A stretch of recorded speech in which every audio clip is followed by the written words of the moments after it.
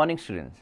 Yes, आज हमारा lecture 6 है और आज का टॉपिक है equilibrium of concurrent forces. Start करते हैं। Yes, equilibrium of concurrent forces. अभी कॉन्करेंट फोर्सेस क्या हैं? Concurrent forces are those forces which acting at the same point. एक पॉइंट पे बहुत सारी फोर्सेस लग रही हैं, तो उस पॉइंट पे जो नंबर ऑफ फोर्सेस एक्ट कर रही हैं उन नंबर ऑफ फोर्सेस को हम कहते हैं कॉन्करेंट फोर्सेस। लेकिन हमारा टॉपिक है इक्विलिब्रियम ऑफ कॉन्करेंट फोर्सेस। तो पहले कॉन्करेंट फोर्सेस का कंसेप्ट तो आपको क्लियर हो गया कि what are the concurrent forces, लेकिन हमें इक्विलिब्रियम स्टडी करना है। जैसे कि मैं कह रहा हूँ, यहाँ पर एक पॉइंट है, आपको लिया, इस पॉइंट पे ये F1 फोर्स लग रहा है और ये F2 फोर्स लग रहा है। तो यहाँ पर एक सिंगल पॉइंट पे ये टू फोर्सेस लग रहे हैं, F1 F2 concurrent forces. Similarly यहाँ पर ये पॉइंट लिया हमने और ये F1 फोर्स एक्ट कर रहा है, ये F2 एक्ट कर रहा है, ये F3, ये कॉन्करेंट फोर्सेस है। यानी एक पॉइंट पे बहुत सारे फोर्सेस लग सकते हैं, 1 2, यहाँ पे 2 3 ऐसे करके n फोर्सेस एक्ट कर सकते हैं। तो एक पॉइंट पे लगने वाला force, yes, forces acting at the same point या on a body, concurrent forces. एक बॉडी है, उस पर एक ही पॉइंट पे बहुत सारे फोर्सेस लग रहे हैं, उनको कॉन्करेंट फोर्सेस कहते हैं। लेकिन इक्विलिब्रियम कब कहेंगे? जब उनका वेक्टर सम जीरो हो। जैसे मैं कह रहा हूं कि किसी पॉइंट पे ये थ्री फोर्सेस एक्ट कर रही हैं, F1 vector plus F2 vector plus F3, क्योंकि अगर ये थ्री फोर्सेस एक्ट कर रही हैं तो जो नेट फोर्स होगा क्या? वेक्टर सम होगा। तो अगर वेक्टर सम हमने किया नेट फोर्स, क्योंकि वेक्टर क्वांटिटी तो वेक्टर सम करना ही पड़ेगा, ऐसे नहीं कि simply F1 plus F2 plus F3 कर दिया। वेक्टर क्वांटिटी तो वेक्टर सम करना पड़ेगा और नेट फोर्स आएगा यहाँ से कि उस पॉइंट पे नेट फोर्स ही है। तो अगर net force is equal to zero आ रहा है, अगर नेट फोर्स जीरो है, दैट मीन्स इसका मतलब ये है कि इक्विलिब्रियम ऑफ कॉन्करेंट फोर्सेस है। तो what is equilibrium of concurrent forces? एक पॉइंट पे बहुत सारी फोर्सेस लग रहे हैं, 2 3 4 सो ऑन, और उनका वेक्टर सम अगर जीरो है, यानी कि जो नेट फोर्स है अगर वो जीरो है, तो we can say equilibrium of concurrent forces. अब जैसे मैं कह रहा हूं, ये पॉइंट है, इस पॉइंट पे F1 फोर्स एक्ट कर रहा है, F2 फोर्स एक्ट कर रहा है और ये F3 फोर्स एक्ट कर रहा है, और ये तीनों फोर्सेस यस कॉन्करेंट फोर्सेस और इक्विलिब्रियम में हैं। यस, इन तीनों का सम, वेक्टर सम, जीरो होगा, जिसको हम ट्रायंगल में, इसको पैराग्राम लॉ ऑफ एक्टिवेशन के अकॉर्डिंग क्या है कि एक पॉइंट है, F1 फोर्स लगा, F2 फोर्स लगा, तो इन दोनों का रिजल्टेंट क्या होगा? ये देखो, F1 प्लस F2 वेक्टर होगा।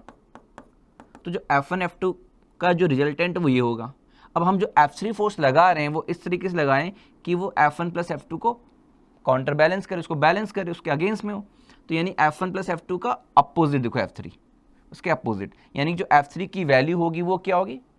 F3 की value F1 plus F2 vector के मैग्नीट्यूड के इक्वल होगी। क्यों? देखो आप यहाँ पे देख सकते हो, F3 अगर यहाँ से फाइंड करें तो क्या आएगा? Minus F1 vector plus F2 vector, यानी F3 vector is equal to minus, yes, minus यहाँ पे होना चाहिए आपके, this should be minus F1 vector minus F2 vector, minus common ले लिया F1 vector plus F2 vector, यानी कि जो F1 और F2 वेक्टर का जो रिजल्टेंट है, देखो F1 ये है, F2 ये, रिजल्टेंट ये, F3 वेक्टर उसके अपोजिट यानी माइनस। तो ये है आपका कि F1 F2 वेक्टर का जो रिजल्टेंट F1 प्लस F2 है, F3 उसके अपोजिट है, तो यानी कि जो नेट फोर्स है वो जीरो है। तो यानी ये चीज़ आपको मिल रही है यहाँ से। क्लियर? अब इसी को हमने इस ट्राइंगल में ड्रॉ करके दिखाया, आप देख सकते हो जैसा डायग्राम हमारा, ये F1 है, ये डायरेक्शन आप देख सकते हो, ये देखो F1, ये हमारा F2 है, ये डायरेक्शन देखो F2, और जो F3 की डायरेक्शन ऐसे, यस F3। अब इस तरीके से आप देख लो, आप ऑर्डर में देख लो, आप F1 F3 F2, order same है, F1 F3 F2, F1 ऐसे, F3 ऐसे, और ये F2, सबका ऑर्डर सेम है, यानी घूम फिर के वहीं पहुंच गए, इज इक्वल टू जीरो। यानी कि इस तरीके से रिप्रेजेंट किया जा सकता है उनको, जो कि कॉन्करेंट फोर्सेज और जो कि इक्विलिब्रियम में है, इक्विलिब्रियम में है ये जीरो। तो इस तरीके से हमने रिप्रेजेंट कर दिया। तो ये तो हमने समझा है कि भाई क्या होता है ये कॉन्करेंट फोर्सेज और इक्विलिब्रियम का कंसेप्ट क्या है यहाँ पर। तो कॉन्करेंट फोर्सेज क्लियर, जो कि सेम पॉइंट पे कोई फोर्सेस लग रही हैं, तो yes they are called concurrent forces. और इक्विलिब्रियम का मतलब जब उनका वेक्टर सम 0 हो, यानी कि जो नेट फोर्स आए वो 0, that is equilibrium of concurrent forces. इससे एक थ्योरम है लामीज थ्योरम, लेकिन ये सब जगह अप्लाई नहीं करेंगे हम। यहाँ पर हम कहेंगे जैसे ये एग्जांपल 3 फोर्सेस वाला, ठीक है, एक प्लेन में, जैसे प्लेन में ड्रॉ किया मैंने, तो इसके लिए आप बहुत आराम से अप्लाई कर सकते हो। क्या कहता है लामीज थ्योरम कि जैसे कोई पॉइंट है, ठीक है, इस पॉइंट पे ये जो 3 फोर्सेस एक्ट कर रही हैं, और तीनों फोर्सेस क्या हैं, कोप्लेनर एंड कॉन्करेंट फोर्सेस हैं, क्योंकि एक पॉइंट पे एक्ट कर रही हैं तो कॉन्करेंट, और एक प्लेन में है तो इट इज कोप्लेनर।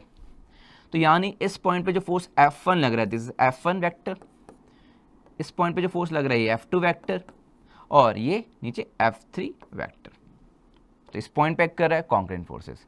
अब इनका वेक्टर सम 0, यस, यानी कि if F1 vector plus F2 vector plus F3 vector अगर 0 है, तब ये थ्योरम अप्लाई करना है। इसका मतलब ये है कि ये इक्विलिब्रियम ऑफ कॉन्करेंट फोर्सेस का कंसेप्ट है, और सेम प्लेन में। तो इससे हम क्या करेंगे, लामीज के अकॉर्डिंग क्या कहता है लामीज कि when the 3 forces acting at a point are in equilibrium, यानी सही है ये कंडीशन कि इफ इनका वेक्टर सम अगर 0 है यानी कि इक्विलिब्रियम, देन क्या होगा, हम क्या लिख सकते हैं, देन ईच फोर्सेस इज, जैसे हमने F1 का कि जैसे F1 कह दिया, चलो एक फोर्स ले लिया, each forces is equal to, yes, each forces is proportional to the sine of the angle between the other 2 forces. यानी कि देखो अब यहाँ पे F1 अपॉन साइन एंगल कौन सा लेंगे, F1 sign angle other 2 forces के बीच में अल्फा, वैसे F2 लेंगे, this one F2 other 2 angle, ये आपका साइन बीटा अदर 2 फोर्सेस के बीच का angle, and last one F3 sine, this is gamma. तो ये है लामीज थ्योरम कि ये जो आपका रेशियो है वो, यस, ये रेशियो कांस्टेंट रहेगा F1 अपॉन साइन अल्फा, ये फोर्स, और एंगल अदर 2 फोर्सेस के बीच का ये रेशियो। सिमिलरली F2 फोर्स और अदर 2 फोर्सेस के बीच का एंगल बीटा, यानी साइन बीटा, साइन एंगल लेंगे, यस, और equal to F3 force upon sine angle other 2 forces के बीच में। तो यानी अगर ये कंडीशन है, कॉन्करेंट फोर्स है, तो ये फॉर्मूला एप्लीकेबल आपके लिए, ठीक है। इसके बिना भी हम क्वेश्चंस कर सकते हैं, बस लामीज थ्योरम क्या होती है ये आपको पता होना चाहिए। इसको प्रूव भी कर सकते हैं, इसको प्रूव करने के कई मेथड हो सकते हैं। वन ऑफ देम कि आप, जैसे कि हमने स्टडी किया है एरिया का कंसेप्ट, यस, एरिया कंसेप्ट जैसे हम कहते हैं ट्राइंगल में, अगर ये इस तरीके से शो कर दें कि एक ये आपका ए वेक्टर है और ये बी वेक्टर है और ये एंगल थीटा है, तो और उससे कोई ट्राइंगल फॉर्म हो रहा है, इस तरीके से हम कह रहे हैं कि ट्राइंगल फॉर्म हो रहा है, तो इसका एरिया का मैग्नीट्यूड कैसे आएगा ट्राइंगल का, तो एरिया का जो मैग्नीट्यूड आएगा, यस, वो होगा ए क्रॉस बी के मैग्नीट्यूड को, यस, हाफ कर दें। तो इस कंसेप्ट से भी प्रूव हो जाता है। फिलहाल यहाँ पर प्रूविंग नहीं है आपको करनी, बस सिर्फ लामीज थ्योरम पता होना चाहिए, इसको फिर आगे अप्लाई करना है। यस, अब अप्लाई करते देखो, हमें बिना लामीज के भी कर सकते हैं, जैसे क्वेश्चन है बिना लामीज के भी आप कर सकते हैं, कॉम्पोनेंट वाइज रिजॉल्व करके, ठीक है, चाहे कितने भी फोर्सेस लग रहे हो, रिजॉल्व करना है, इक्विलिब्रियम में देखना है उनको। जैसे एग्जांपल है, determine the tension T1 and T2 in the string so in the figure. ये डायग्राम गिवन है, ये फिक्स सपोर्ट है, ठीक है, tension T1 and T2 find करना है आपको। स्टार्ट करते हैं, बिना लामीज के भी मैं करूंगा, ठीक है, हर जगह आप लामीज अप्लाई भी नहीं कर सकते, उसमें एक पर्टिकुलर कंडीशन है उसमें लामीज में, ठीक है। तो यहाँ पर T1 T2 और शो कर सकते हैं कि इस पॉइंट पे अगर हम कहें, इस पॉइंट पे कहें कि ये इक्विलिब्रियम की बात कर रहे हैं, कोई सिस्टम मूव नहीं कर रहा जैसा कि वैसे, तो ये T3 टेंशन ले सकते हैं, और हम कह सकते हैं ये जो 3 फोर्सेस T1 T2 T3 है वो इस पॉइंट पे एक्ट कर रही हैं, ठीक। और यानी कि अगर वेक्टर फॉर्म में कहें कि yes T1 plus T2 vector plus T3 vector is equal to 0 for this point, तो यानी इक्विलिब्रियम ऑफ कॉन्करेंट फोर्सेज हो गए, यहाँ T1 T2 T3 are concurrent forces. अगर आप T3 को मेजर करना चाहें तो आप देख सकते हैं, जैसे ये T3 इधर की तरफ दिखाए, ऊपर की तरफ दिखा सकते हैं, टेंशन इन अ वायर, तो ये जो ये T3 जो है वो इस पॉइंट पे लगने वाला T3, और ये जो मैंने ऊपर की तरफ ड्रॉ किया है, यानी इसको मैं अगर ड्रॉ करूँ ऐसे करके, ये पॉइंट O ले लूँ, तो ये जो O पॉइंट है इस तरीके से, तो ये जो टेंशन इधर दिखाया T3 वो इस पॉइंट पे लगने वाला टेंशन है, और जो इस तरह ऊपर से दिखा रहा हूँ ये जो टेंशन है इस ब्लॉक पे लगने वाला टेंशन है, और इस ब्लॉक का यस वेट कितना है 4 kg वेट है, ठीक है। तो इस तरीके से हमें आइडिया ये लग रहा है कि ये पूरा रेस्ट में सिस्टम, तो T3 जो इज इक्वल टू है वो वेट है, और वेट क्या है 4 kg वेट, 4 kg वेट है। अगर इसको आप न्यूटन में कन्वर्ट करें 4 kg वेट को, तो फिलहाल हम G10 लेते हुए करते हैं, वो इजी हो जाएगा कैलकुलेशन, 40 न्यूटन कह सकते हैं। तो T3 हमारा 40 न्यूटन है, क्लियर। तो ना आप सॉल्व करते हैं इसको, हमें फाइंड करना है T1 T2। तो उसके लिए पहले हमें रिजॉल्व करना पड़ेगा। तो ये तो क्लियर हो गया आपको कि T3 को हम वेट कह सकते हैं, यानी ये वेट इस टेंशन में T3 टेंशन को ये वेट मेजर कर रहा है। तो अब रिजॉल्व करते हैं, रिजोल्यूशन ऑफ वेक्टर आपने पढ़ा है वेक्टर में, T1 वेक्टर को रिजॉल्व करो आप, यस। तो यहां पर इस पॉइंट को O लिया मैंने, ठीक है, यहां पे दिखा रहे हैं हम, ये कॉन्करेंट फोर्सेस एक्ट कर रही हैं, इक्विलिब्रियम में है। दिस वन रिजॉल्व करने के लिए वर्टिकल एंड हॉरिजॉन्टल इस तरीके से, तो ये एंगल थीटा 60 डिग्री है, तो ये आपका 60 होगा, ठीक है, दिस इज 60।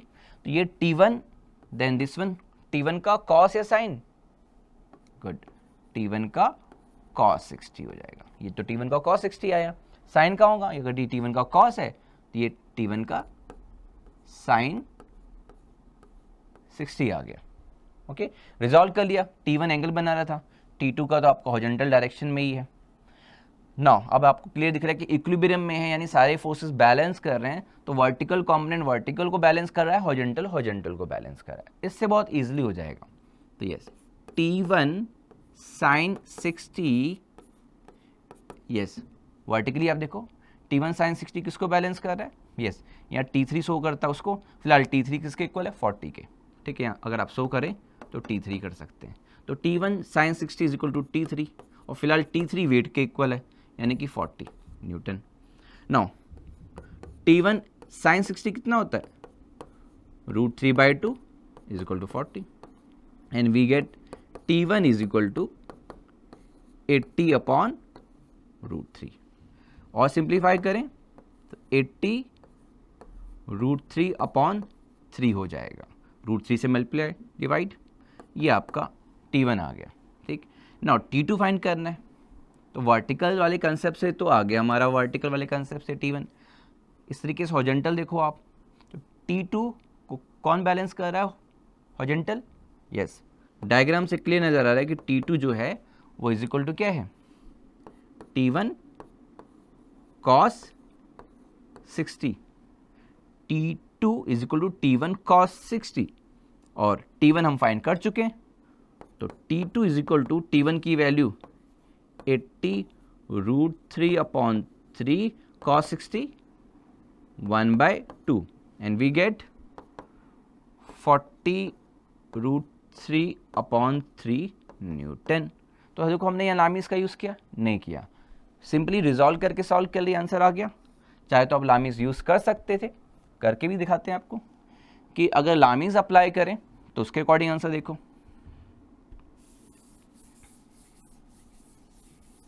यस पूरा इरेज कर देते हैं, ज़्यादा क्लियरली विजिबल होगा आपको।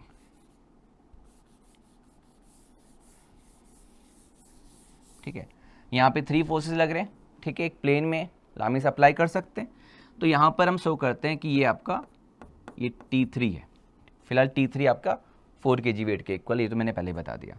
अब आप एंगल देखो, आप T1 अपॉन लामीज क्या कहते हैं, T1 upon sine angle between, yes sign angle between other 2 forces. तो T1 ये रहा, अदर 2 फोर्सेस के बीच में साइन एंगल क्या है, ये 90, T1 upon sine 90 is equal to, अब T2 की बारी, T2 अपॉन ये पूरा एंगल कैसे मेजर करेंगे, कितना एंगल होगा, यस ऐसे करके देखो आप, ये 60 plus 90, yes sine 60 plus 90 150, okay, तो ये पूरा एंगल 150 आया। T3 के लिए एंगल इनके बीच में T1 T2 के बीच में ये नहीं, ये पूरा एंगल, ये एंगल क्या आएगा, तो आप देख सकते हो कि ये 60 है, ऐसे करके देख लो तो ये 30 आएगा, 30 प्लस 90 साइन 120। तो इतना सोचना पड़ेगा लामिस अप्लाई करने के लिए, एंगल फाइंड करना आना चाहिए, ठीक है। और ये उसके बाद अब आप सिंपली फाइंड कर सकते हैं, क्योंकि आपको T3 पता है, T3 आपको पता है 4 kg वेट है, यानी कि G10 लेते हुए 40 न्यूटन है, यहाँ रख देंगे। बाकी आपको यहाँ थोड़ा ध्यान क्या रखना है, साइन 150 की वैल्यू, साइन 120 की वैल्यू फाइंड करना आना चाहिए। पता है ना आपको कैसे फाइंड करते हैं? साइन 150 क्या होगा? साइन 150 मीन्स साइन 90 प्लस 60 क्या आएगा? Sine 90 plus theta cos theta, क्योंकि ये सेकंड क्वाड्रेंट में तो साइन की वैल्यू पॉजिटिव होती है, प्लस कॉस 60 ये आएगा, तो इससे वैल्यू पुट कर देना। और साइन 120 कैसे आएगा?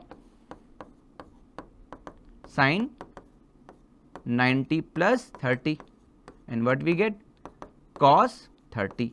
कॉस 30 की वैल्यू पता है, बस आप यहाँ पुट कर सकते हो। तो ये चीज़ थोड़ा ध्यान रखना है यहाँ पर लामिस में। अदरवाइज लामिस नहीं पसंद आ रहा तो मैंने जो कहा ना रिजॉल्व करना, वो ज़्यादा बेटर पड़ता है। Clear? Yes. Next, a body of weight 200 newton, 200 newton, ये देखो ये बॉडी का weight 200 newton, suspended with the help of string, ये फिक्स सपोर्ट है, ऐसे करके ये स्ट्रिंग से किया गया, और ये एंगल नहीं विजिबल है तो देता हूँ 30 डिग्री है ये, और ये एंगल 45 डिग्री है, ठीक है। और ये टेंशन T1 और ये टेंशन T2। यस, आपको फाइंड T1 T2 करना है। तो यहाँ पे भी लामिस अप्लाई कर सकते हो, बिना लामिस के भी कर सकते हैं, कॉम्पोनेंट भी रिजॉल्व करके। तो मैं वही कर रहा हूँ, कॉम्पोनेंट में रिजॉल्व कर रहा हूँ। इस पॉइंट पे T2 को भी रिजॉल्व करूँगा और T1 को भी रिजॉल्व करूँगा। यस, वर्टिकल में रिजॉल्व करूँगा, हॉरिजॉन्टल में रिजॉल्व करूँगा, ऐसे करके। तो पहले मैं T2 रिजॉल्व करूँ। T2 ये एंगल 45, तो ये 45 हो जाएगा, ऐसे लिख देते हैं 45। तो ये कॉम्पोनेंट T2 का कॉस 45 हो गया, और दिस वन T2 का साइन 45 हो गया, ठीक है। रिजॉल्व कर दिया। अभी T1 को भी रिजॉल्व करना है, ये 30 है तो ये 30 होगा, और ये T1 का जिस एंगल 30 बन रहा है वो कॉस 30, और साइन यस ये होगा, तो ये आएगा आपका T1 का साइन 30 आएगा। ओके, रिजॉल्व कर दिया हमने। अब रिजॉल्व करके अब देखो वर्टिकल देखेंगे, हॉरिजॉन्टल देखेंगे। नाउ जो वर्टिकल अगर हम इस तरीके से देख रहे हैं तो हमें क्लियर है कि हमने जब T2 को रिजॉल्व किया तो T2 का साइन 45 ये रहा, T2 का साइन 45 और T1 का साइन 30। तो साइन कॉम्पोनेंट ये देखो वर्टिकली ऊपर है, तो T2 का साइन 45 और क्या है प्लस T1 का साइन 30, ये दोनों ये कंपोनेंट ऊपर की तरफ है, प्लस हो गया क्योंकि सेम डायरेक्शन में। किसको बैलेंस कर रहे हैं ये? यस, डाउनवर्ड क्या है? वेट यानी 200 न्यूटन। तो ये इक्वेशन बन गई आपके सामने। वर्टिकली हमने ऑब्जर्व किया, नाउ हॉरिजॉन्टली ये चीज़ को बैलेंस कर रही है, यानी कि T2 cos 45 बैलेंस कर रहा है T1 cos 30 को। यस, यहाँ से रिलेशन मिल जाएगा T1 T2 में, और इन दोनों को आप सॉल्व कर लोगे, T1 T2 आ जाएगा। सॉल्व करें। यस, T2 cos 45 कितना होता है? 1/√2। T1 cos 30 क्या होता है? √3/2। ठीक है, ये एंगल्स की वैल्यू याद रखनी है आपको। And we get what? T2 is equal to T1 √3/2 into √2। क्या मिलेगा? यस, हमें मिल जाएगा कि जो T2 है वो √3/√2 टाइम्स ऑफ T1, ये मिल गया सिंप्लीफाई करके। अब हमें ये वैल्यू यहाँ पुट कर देंगे फर्स्ट में, तो फर्स्ट में यहाँ पुट करें तो साइन 45 की value T2 sine 45 1/√2 plus sine 30 1/2 is equal to 200। अब T2 की वैल्यू पुट कर दो आप यहाँ पर। T2 की वैल्यू है √3/√2 times of T1 okay into 1/√2 plus T1/2 is equal to 200। ठीक, अब सॉल्व कर रहे हैं। यस, √2 हो जाएगा, तो √3 times of T1/2 plus T1/2 is equal to 200। And yes, यहाँ पे आप देख सकते हो क्या आएगा, √3 प्लस 1, T1 कॉमन ले लिया, ये 2 नीचे यहाँ पे क्रॉस मल्टीप्लाई हो जाएगा 400। तो इस तरीके से आप T1 फाइंड कर सकते हो, 400/√3 प्लस 1 ये फाइंड कर सकते हैं। √3 की वैल्यू 1.732 और 1 ऐड कर दोगे और फिर डिवाइड करके आपको मिल जाएगा। तो ये T1 आ जाएगा, और जब T1 आ जाएगा तो आप यहाँ पुट कर देना, T2 आ जाएगा। तो अब आगे की कैलकुलेशन आपको करनी है। हमें कंसेप्ट क्या समझना था, ये कि हमारी ये जो दो इक्वेशन बनी है वो हमारी इक्वेशन सही से बन जाए।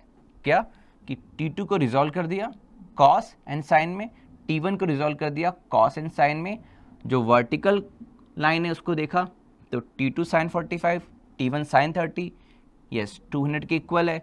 हॉरिजॉन्टल देखा तो T1 कॉस 45, T1 कॉस 45 किसके इक्वल है, T1 कॉस 30 के। और इन दोनों को फिर मैथमेटिकली आपको सॉल्व करना है, और वो मैथमेटिकली 9-10 के कंसेप्ट के अकॉर्डिंग सॉल्व करना है। कैलकुलेशन का ध्यान रखना है आपको, ठीक है। Yes, next example, for given system in equilibrium find the angle theta. Yes, ये सिस्टम दे रखा है, ये एंगल थीटा फाइंड करना है, ये ठीक, ये एंगल थीटा आपको फाइंड करना है। √2 टाइम्स ऑफ m, और ये दोनों m गिवन है आपको, ये m और ये रूट इक्विलिब्रियम में है, बैलेंस है बिल्कुल, नेट फोर्स 0। तो अब देखो यहाँ पे भी क्या करते हैं, ये जो स्ट्रिंग है, ये जो वायर है, इसमें टेंशन T मान लेते हैं। ये T इधर शो करेंगे तो इधर भी ये T शो किया है। इस पॉइंट से लेकर इस पॉइंट के बीच में एक स्ट्रिंग है, तो ये टेंशन T, ये टेंशन T, ये T इस पे लग रहा है और ये T यहाँ पर इस तरीके से लग रहा है, ठीक है। एक ही टेंशन शो करते हैं ये इस तरीके से ना। अब यहाँ पे तो देखो m और √2m के बीच में है ये, और सेम यहाँ पे देखो m और √2m है ना, तो यानी ये भी टेंशन, क्योंकि सेम पेयर ऑफ फोर्सेस है, तो जैसा यहाँ वैसा यहाँ, तो अगर ये T लिया तो ये भी T ही होगा। इतना लॉजिकल कंसेप्ट सोचना है, क्योंकि जब m और √2 में से जुड़ा हुआ है तो ये T माना है, तो यहाँ पे भी वही चीज़ है T। अलग होता कि ये 2m है और ये m होता, तो फिर यहाँ पे अलग लेते हैं, फिर वो इक्विलिब्रियम कंसेप्ट दिया होता तो उसके अकॉर्डिंग यहाँ पे मास अलग होता, सॉल्व करती है। तो बहुत सिंपल है, तो ये T आपको मान लिया हमने। अब यहाँ पे रिजॉल्व करना है, तो ये जो T, जैसे ये थीटा है तो डेफिनेटली ये भी थीटा होगा, ठीक है। तो ये थीटा, ये थीटा। अब T के रिजॉल्व करने कॉम्पोनेंट जो इस डायरेक्शन में है वो कौन सा कॉम्पोनेंट हो, जिससे एंगल बनता है वो हो जाएगा आपका कॉस, T का कॉस थीटा। तो इस T का कॉस थीटा हो गया, वैसे इस T का भी कॉस थीटा हो जाएगा, दोनों को ऐड कर देंगे क्योंकि सेम डायरेक्शन में। तो इस T का T कॉस थीटा, इस T का T कॉस थीटा, दोनों को ऐड कर दिया, ऊपर क्या हो गया 2T कॉस थीटा हो गया। नीचे किसको बैलेंस करें, इसके वेट को, यानी √2 mg को। तो यहाँ स्टडी कर लिया। इधर देखो यहाँ पे भी पूरा सिस्टम इक्विलिब्रियम, यानी ये T किसको बैलेंस कर रहा है, mg को।